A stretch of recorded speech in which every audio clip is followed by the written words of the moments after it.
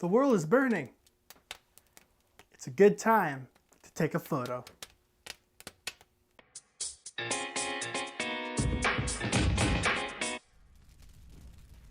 So Japan Sinks is about Japan sinking. No shock here.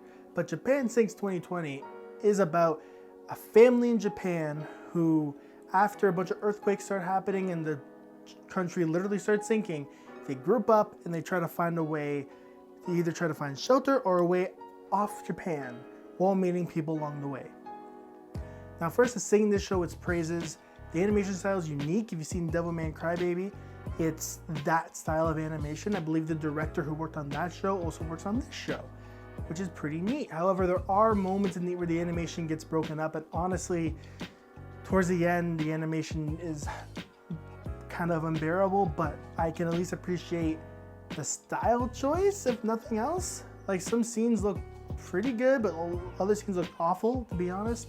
And this show does kind of, it should almost be, I almost want to say it should be named Japan Sinks Last Road Trip, because this is kind of like a road trip movie. You see this family going through Japan, meeting other people to add to their group, and you do see different places in Japan and experience certain characters. I say experience because some of them are a lot to handle, with different quirks and different cultural backgrounds, different beliefs in the fundamentals of Japan.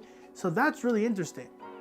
Unfortunately, that's not explored very often and not explored well. In fact, there's a lot of elements of the show that aren't explored. Like, there's a element where, people are out for themselves, kind of like hunters, scavengers, like in The Last of Us video game. There's another theme of family coming together to overcome this event, and none of it is really explored that well. The only thing that's really explored, or exploited I should say, is shock value. But I'll get into that in a second. First, the characters.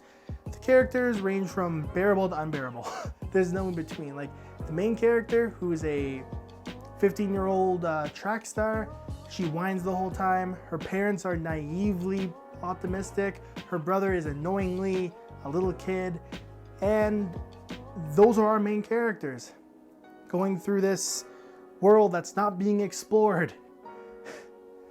And yeah, and other characters you meet do kind of fill that void of interesting characters, but they're usually not there for that long, or they're there to serve a plot purpose. Like a YouTuber who comes in, who basically just explains shit.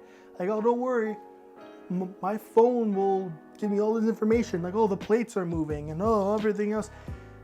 And the plot as a whole, it goes from a family story to basically, how do we save Japan, or how do we get off Japan? Like, I don't know, it's too much. And speaking of too much, the show has horrendous shock value. Like, it doesn't serve the plot kind of shock value. Like, characters just drop dead randomly kind of shock value. There's one, oh, by the way, I should probably mention, this show should also be called Japan Sinks Sacrifice Play, because that seems to be the only thing people do, is make sacrifice plays in this show. I'm not gonna tell you many deaths because, spoilers, but there's only one death in the show that I think is done well. Everything else is just shock value, like it just happens. There's one death though where they show you a certain aspect of this character at the beginning of the episode. Then this character is put in a situation that puts the information you found out before to the test. And when you're watching this scene play out, it's like, oh my god, will this character be able to overcome that, or will they succumb to the fate that awaits them? And I think that's the only death I find well done. Everything else is crap.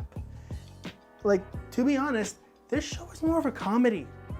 Like, with some of the more shock value stuff and a lot of, like, there's a couple attempt of rape scenes in here, just to really get the edge up, because it's trying to be Tokyo Ghoul now.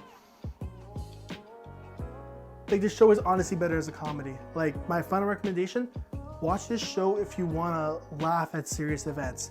Because during my first watch through, which I didn't watch the whole thing twice, but I did look up certain scenes because I wanted to laugh again. Like, when I still took the show seriously, one of the first deaths in the show is so out of nowhere, it was hilarious, and so over the top gory, it was hilarious. And that's basically what this show is. It's Happy Tree Friends with Japanese and half Filipino people. because the main cast is half Japanese, half Filipino. So, as I said, watch this show if you want to watch a comedy, because this is like the Room of anime. I'm sure there's better examples in this show to compare the Room to, but honestly, it's the only thing that popped in my mind is that this show was the Room of anime. A lot of cringy and out of nowhere stuff happens, and that's the only aspect of the show I can recommend watching, is to make fun of it, which is pretty sad. But on that note, speaking of sad, it's been me, Benny B. You've been awesome, and shave your head.